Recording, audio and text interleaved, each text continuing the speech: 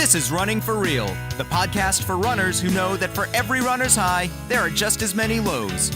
All those just missed PRs, easy runs that feel hard, injury blues, and more. Each week, we'll talk to running, health, and wellness experts about their highs, lows, and best advice to build our confidence. Running for Real is about being honest, being brave, and most of all, not feeling alone. And now here's our host, who loved watching the Rugrats on TV, Tina Muir. Hello, my friends. Welcome to episode 53 of the Running for Real podcast. I am really excited that you are here. Thankful that you were going to join me. And this one's a bit of a unique one in that it is going to be just me talking. I'm just flying solo this time. You will hear why in a minute. But firstly, I wanted to tell you about last week. If you missed it, Dave Collins is the former performance director for British Athletics. We talked a lot about sports psychology. And I guarantee you, half of the things he was saying, half of the advice he had, especially for when it came to finding a coach that works for you, you will have never heard before. Not like other psychologists where you may have heard a different version of it. This is absolutely mind-blowing. My jaw was on the floor. It was one of the most interesting episodes I have done by far. So I hope you enjoyed that one. If you did miss it, you can go back and check it out in the show notes. There will be a link at tinamuir.com/episode 52. Yes, that was the birthday episode. Happy birthday to Running for Real. I was really excited to celebrate that, and it's amazing to think about how far I've come. Thank you guys so much for listening. Whether you are a first-time listener or whether this is your 53rd episode, I'm really, really thankful for you joining me this last year. Now, before we thank our sponsors, V and Body Health, and get to this episode, I just want to remind you that the Running for Real strength training program goes on sale this Sunday. That's April 1st. Now, I know that is Easter for a lot of people, not exactly great timing, but you will be able to sign up anytime from them, and you can actually sign up beforehand. We are launching this as a pre-sale as well right now, but you just wouldn't have got your program until a week later. But as we are coming to that time, you can sign up now by going to tinamuir.com/runstrong. There'll also be a link in the show notes. But I just wanted to tell you a bit about that. That is my strength training program, where you will get an individualized program created for you by my strength training coach, Drew, who you have heard me talk about many, many times before. And Drew was very important to me in my elite running career. He is very important now. I'll tell you a bit more about that in the episode. But I just wanted to let you know this is individualized. You will send in videos to him of you doing certain exercises, and from there he will create a plan for you with how to best strengthen your body for your training. And we show you exactly how to do that with very, very detailed videos for you to watch. Now, I don't want to go on too much about that, so let's hear from the sponsors, and then we'll be right to the episode. Have you ever noticed how much easier training can be when you have someone there to keep you accountable, motivated, and focused? V can be there for you to help you through the rest of these tough months and get to enjoy your running again. You can enter to win a V at getv.com/running for real. Tired? Me too, but maybe for a different reason. You're probably tired from all those miles of running and the hours of training that you are dedicating yourself to for that big goal ahead. Body Health Perfect Amino helped me recover during my tough training, and it can help you too. Find out more later in the episode. Now, this is a bit of a different episode today. I wanted to do a bit of an update post, kind of how things have been going for me. I know a lot of people have been asking me about this, and I wanted to save it to talk to you guys about kind of my life now, how it's so different to before I had Bailey. I mean, obviously we all know that about, or maybe you don't know if this is your first episode, but this is going to be an episode about kind of how things have changed. If you do not want to hear an update on me, I am absolutely fine if you want to skip and go to next week. That is not going to offend me in any way. Next week we will have Alex Hutchinson. I'll tell you a bit more about that at the end. But if you want to skip this week and go to next week, I absolutely understand. But I have had a lot of people kind of asking me to share, how things have been different, what I've experienced, how life as a mum has been. And I wanted to do something like this just to kind of keep you updated if you haven't been following me on Instagram or Strava or wherever else I've been. So let me just start from the beginning. As you know, I was pregnant to be due on the 10th of February. That was Bailey's due date. Although I wasn't calling it a due date, I was calling it a guest date because I was doing a practice called Hypno Babies. I will have some links in the show notes to Hypnobabies because I think it's an important practice to try. And if you are a runner, it really, really works well because you can address it as kind of almost like a race. I'll explain that in just a few minutes about my birth. But I had been using Hypnobabies. We didn't say due date, we said guest date. But anyway, that was February 10th. So, stepping back for me, I thought I'm going to wait till the final week of January, give myself about 2 weeks to kind of really just chill, read some books. And I'd actually gone to the library the day before she came, picked up a load of books thinking I'm going to have all this free time to go read when I step away. And I had planned to do that. I think it was around January 21st, 23rd, maybe, where I was going to just completely step away from running for real. I had some wonderful people who were helping me with various tasks in the Superstars community and just within running for real in general. And thank you to all those people if you are one of those listening. And I had planned everything ahead. I'd recorded all my podcasts all the way through the end of March. I'd finished the podcast series. I had scheduled all my blog posts. Well, not all the blog posts, some of the blog posts. I'd done everything, so I could just step away. And thankfully, I managed to get almost all of it done. I had a big, long checklist of things I wanted to get done. I had 2 things left on my checklist.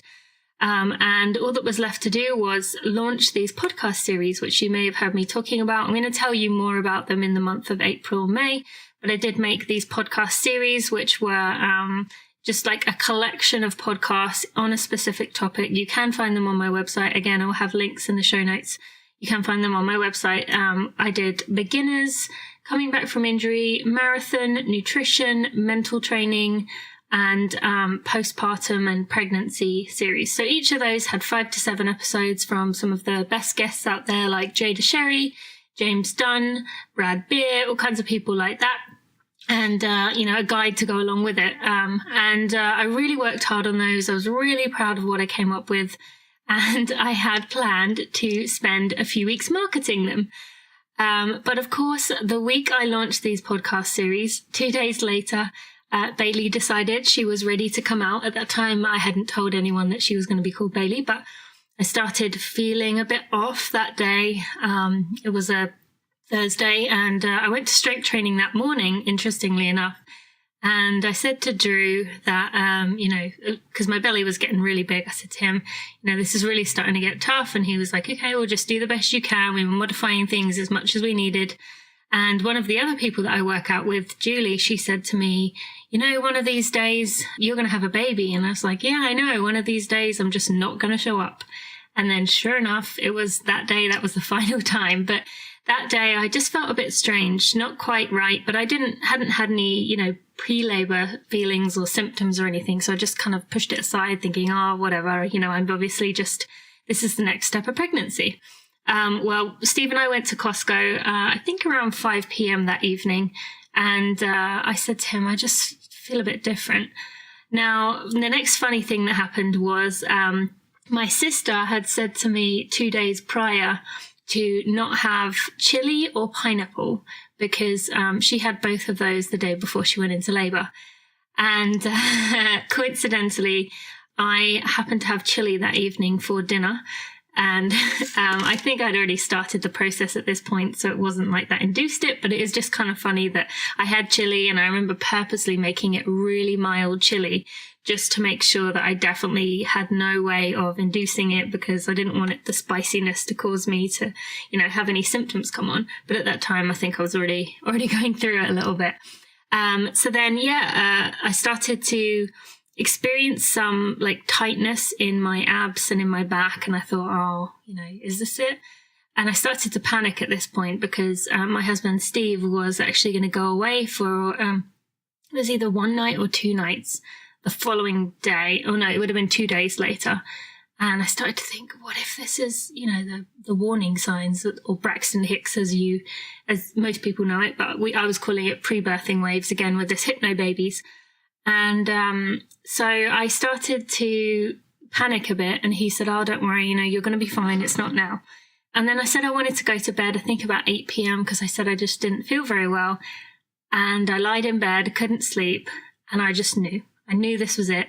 I knew it was coming, but I was too scared to say anything. And yes, now is a good time to bring up hypnobabies. So the whole thing about hypnobabies is you start planning for your birth about a month or two before you intend to have the baby. So for me and Steve, we'd been working on it since early December, maybe middle of November.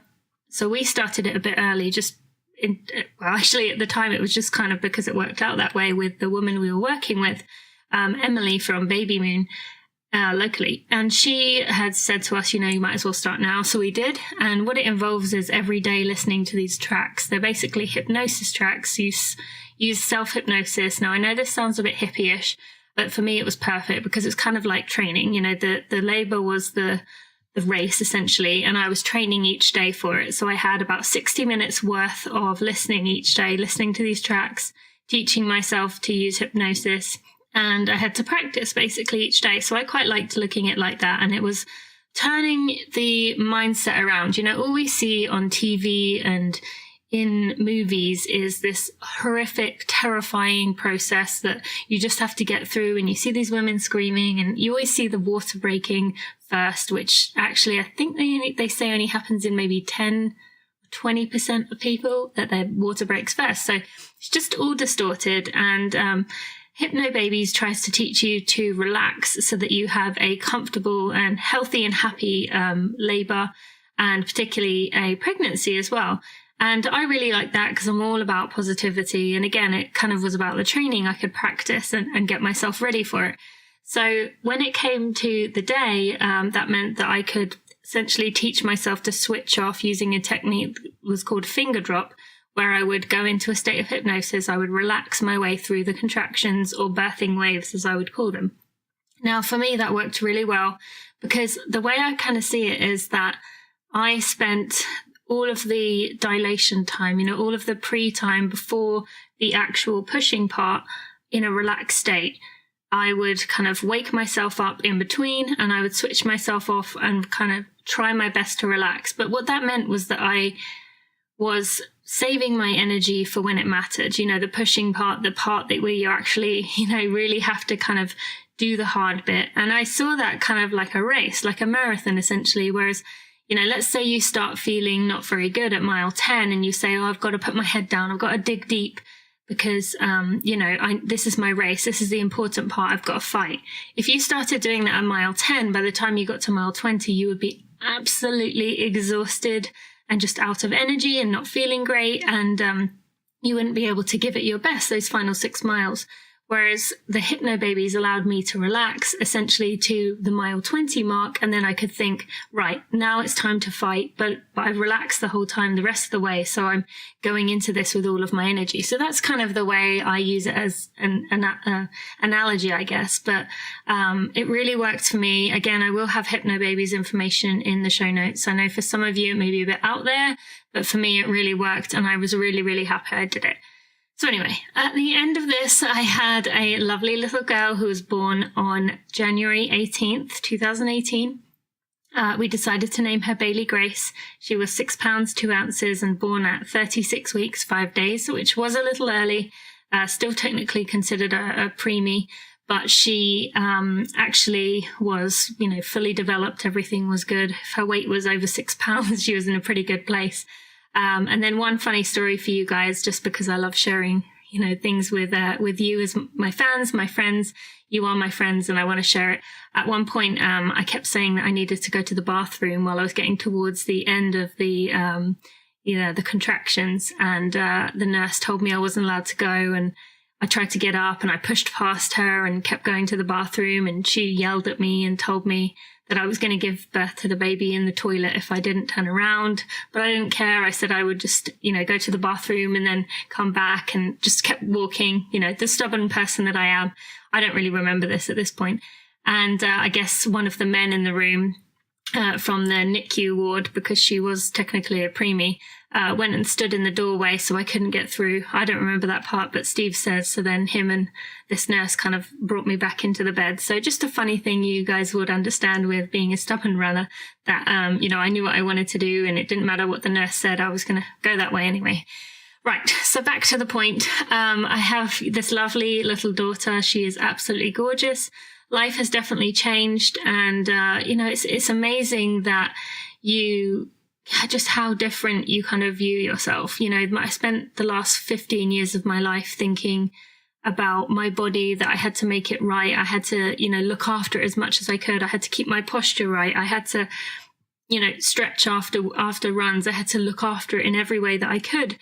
And then once you have a child, that just kind of goes out the window, because you would sit in the most uncomfortable, bad posture, everything way, if it makes it just a little bit easier on them, if it makes them just a little bit happier. So, half the time I can feel myself sitting in a really awkward position, but I just don't care, because I know that it's the most comfortable way for her. So it's amazing how, you just lose that, I guess in some ways it's bad that you lose that ability to kind of put yourself first.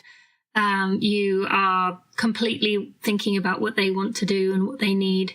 And that's been a bit of a change for me. It's going to be difficult for me too, as I do transition back to running, to kind of make sure I do put myself as a priority sometimes, to get the stretching and stuff done, the strength training, the mobility, things like that, when all I want to do is just kind of come back and give her a hug or do what she needs me to do. But I'm going to have to make sure I prioritize.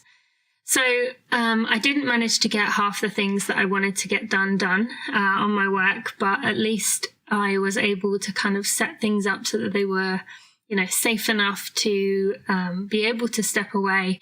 And I have completely stepped away from running for real for the last 2 months. I've been updating on Instagram. I've been checking things here or there, keeping up with emails as much as I can. But for the most part, I've really stepped away, and it has been nice to really just appreciate and enjoy this time with my new daughter. I really didn't want to be in the habit of just sitting there scrolling on Instagram or, looking at other people's things, when this moment is so fleeting, where I have this time with my daughter, and, she grows up so fast. I really can't believe that she's over 2 months old. They grow up so fast, and I knew that, I'd never really get this time back again, especially because if we do have another one, Bailey will be running around. So that will be 2 little children trying to keep an eye on. So I won't ever get that quietness, that stillness. And it's been really kind of magical in a way to have that time where it's just, the first 2 weeks were just Steve and I. He took a few weeks off work, and we just had this little time getting to know each other as a family. And it was really, really amazing and really special. And even since then, Steve's mother has visited. My parents actually came and stayed for 3 weeks, which was really helpful and nice to have them around for that long. And even allowed Steve and I to go on a date night. It got me the opportunity to go out and do some things, and just kind of, it was at that point where we'd had the 2 weeks where it was just us and kind of enjoying it. And then, the novelty, I guess, in some ways starts to wear off when you are feeling tired and a bit worn down. It was nice having my parents there for that long to just kind of, look after her and do what we needed help with, and especially to clean, because parents are really good at cleaning, aren't they? So then I had my parents visit, and then since then, Steve's actually gone back to work properly. He was kind of doing half hours before that, but since then he has gone back to work. I've done 2 3-day stretches on my own. I have a 5-day one coming, which is going to be a real test, but it's been just a very special time, to be honest. I've really enjoyed just sitting there cuddling her. There is nothing better than having a newborn baby just laying on you asleep, just quietly breathing away and just enjoying it. So it's been really fun. And I do have my sister, my brother-in-law, and my niece, Charlotte, coming next week, actually. And I'm really excited about having Charlotte meet Bailey, as she is about 14 months old right now. So that's kind of the general update. And now I can talk a bit about running. So I actually had stopped running about 5 days before I gave birth. Not intentionally, and I actually had planned to continue, but we were having really bad weather in Lexington during that time. It was very icy out, and I just did not want to risk falling over and hurting myself. So I actually took a few more days off. I did go on the elliptigo one day, which quite a few people have told me is the reason I went into labor. They saw the video that I put on my Instagram of me on the elliptigo, and people kind of joke that was what did it. I knocked her out, even though running is way more strenuous of an activity. And so I hadn't run. I did do the strength training all the way up to the end, as I mentioned to you.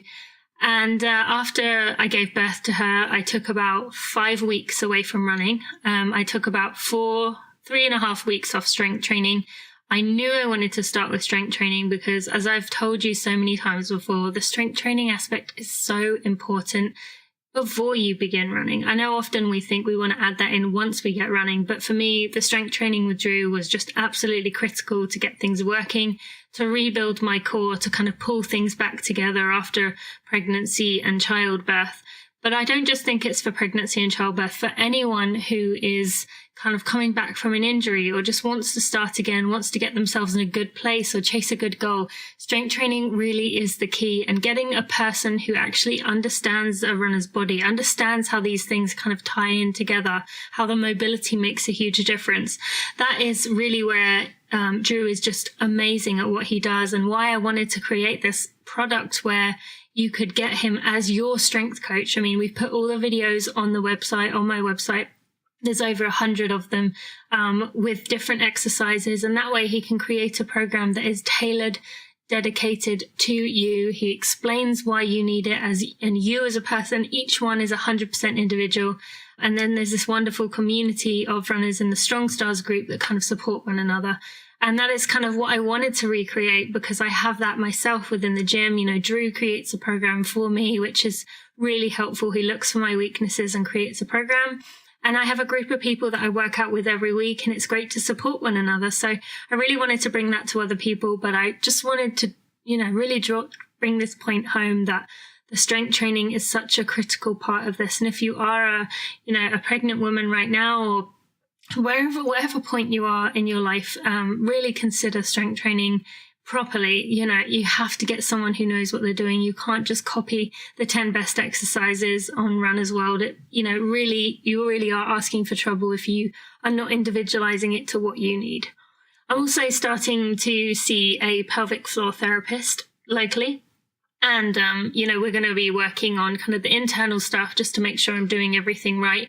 Because I can now say that I do intend to come back to running. When I stopped running around a year ago, I wasn't sure if I would ever run again, for one, but two, if I would ever want to kind of get back into a competitive mindset with my running, really see what I could do. But now I have decided in this time away that I do want to get another Great Britain jersey. I do want to earn a postpartum one to kind of show that I earned that, and that I deserve to be there. And it wasn't just, a case of bad luck that I managed to get that jersey. Now, on that note, I have absolutely no idea how long it's going to take. I have absolutely no idea when it's going to be, where it's going to be, what distance it's going to be. All I know is that I want to get that jersey again. I also have some other PBs or PRs that I want to go chase, which includes, the marathon. I want to get down to close to 2:30.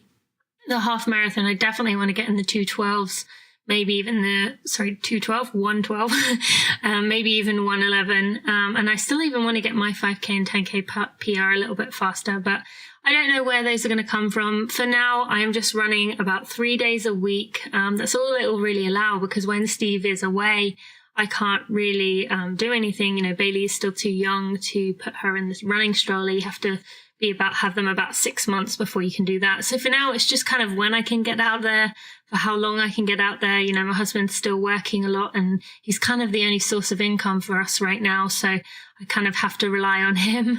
And that means that, running just has to take a back seat, and I can't really put my running first like I used to. So that return to fitness might take a lot longer than it, usually would, because I do have to take it slowly, and I kind of have to just let things happen. But I have to say, guys, it is so refreshing not to have a goal.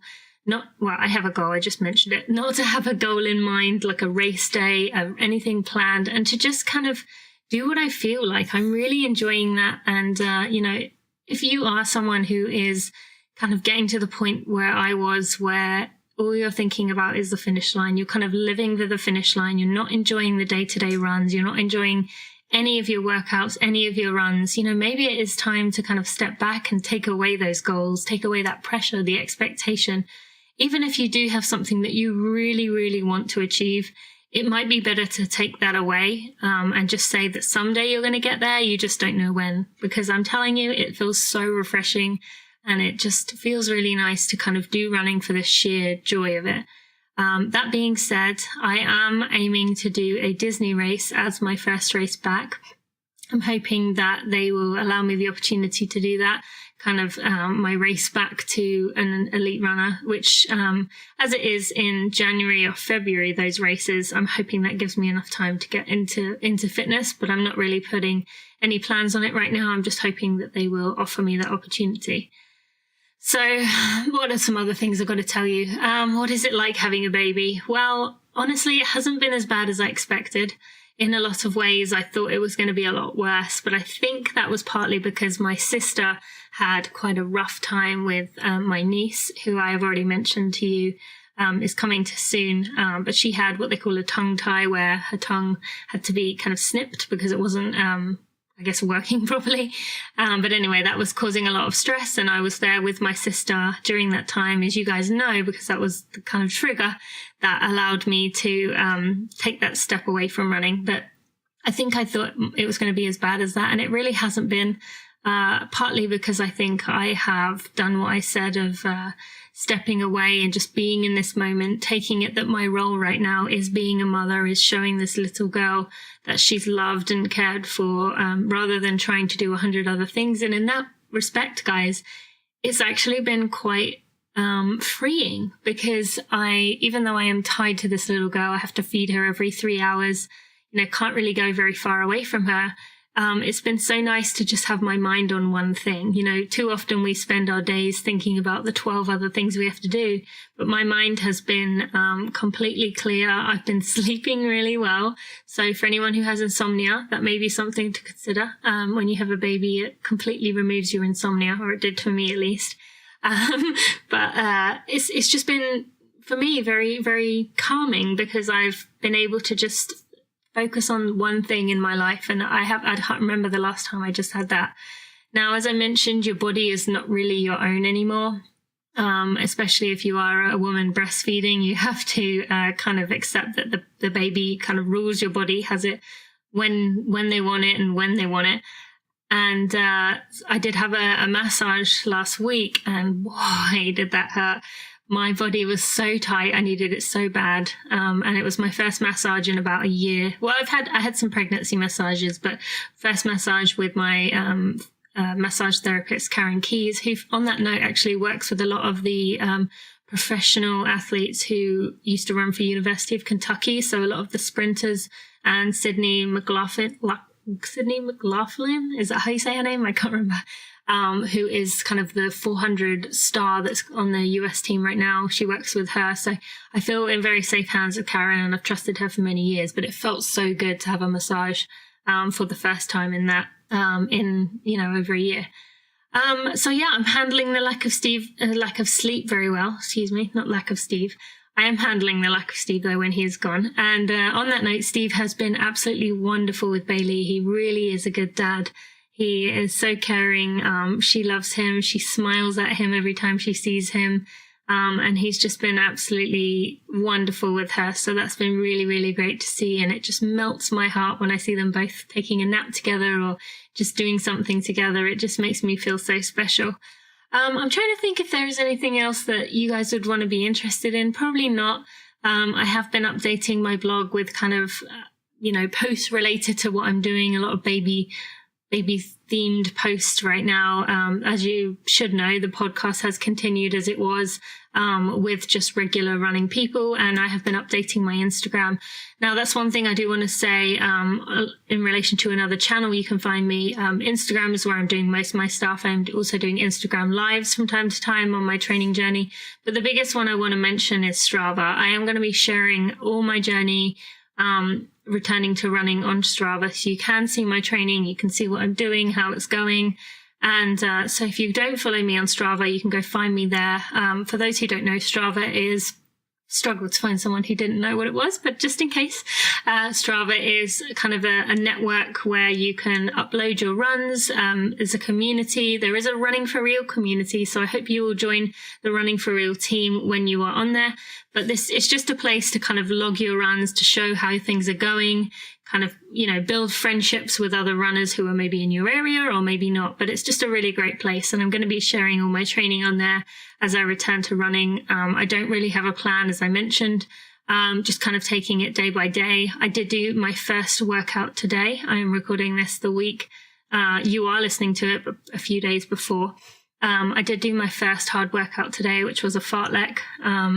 Kind of humbling. Fartleks are always very humbling because they make you, really learn how to ration out your energy correctly. And let's just say I was a little out of practice as it had been a year, but I quite enjoyed it. And it was just good to be out there and testing myself. And I know I've got a long way to go. I'm a long way off the fitness I used to be when I do those, but I just enjoyed it and, felt good to kind of push myself. And so we'll see what happens.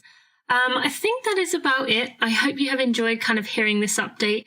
Most of you should know where I've been up to. I will be around a lot more in the future. And I'd love to be able to work with you on the strength training program if you do decide to do that. Again, you can find links to that at tinamuir.com/runstrong, or you can find links in the show notes in addition to information about hypnobabies, in addition to all the kind of social channels that I've talked about today, in the show notes at tinamuir.com/episode 53. Now, next week, we're going to be back to regular programming. As I mentioned earlier, I'm going to be having Alex Hutchinson as my guest. Alex has recently wrote the book called Endure, and it was really, really interesting looking at the science behind why we do what we do when it comes to pushing yourself. We always wonder what makes people tougher than others, what makes us, what gives us the ability to push through that pain, to push through that voice telling you to stop. Alex explored all of that, found all the science behind it. Really, really interesting stuff. And he's such a great guest, really good, really good to talk to. And I think you're going to love him. So I hope you will tune in next week to that episode with Alex Hutchinson. And I hope you enjoyed this update post today. Thank you so much for all your support, all your kind words, all the, messages that you've sent me over the past few months. It truly means so much to me. And I hope you have a great week. Finally, we are closing in on spring. That means hopefully the worst of the weather is behind us and we can start thinking about those spring races, the experiences that we get to enjoy so much more, knowing what we overcame in those moments of doubt and struggle when the weather was just being plain cruel. And maybe there might be a few more treadmill runs in there, but as many of others have seen, V can be so helpful, not just on your treadmill runs, but she can also make your motivation skyrocket as you have someone to keep you company and keep you accountable with your training. We all know that makes a huge difference. If you've always wanted a personal trainer but couldn't afford to keep paying their expenses year after year, or maybe you're just a little bit too shy to take that step, V as the first AI personal trainer can be that for you. And she's so realistic and lifelike, changing her words of inspiration each time with giving you clear, crisp music and podcasts in between her words. You're going to love her. You can enter to win your own V by visiting getv.com/runningforreal. You are in the thick of it. This is the time of year we wonder why we put ourselves through this. Is it even worth it? You're exhausted all day, every day. Your body is giving little warning signs of being overloaded, and your race flashes before your eyes every time you feel a little pain. Will I even make it to the start line, you wonder? How do I know what's going on in your mind? Because I have been there many, many times, and I know how scary it can be. This is the time you need to do all those little things to make sure you give yourself the best chance in the upcoming race, especially now the weather is starting to improve. For me, a big component of staying healthy was taking my Body Health Perfect Amino every single day, without fail. Sometimes twice a day if I was feeling especially tired.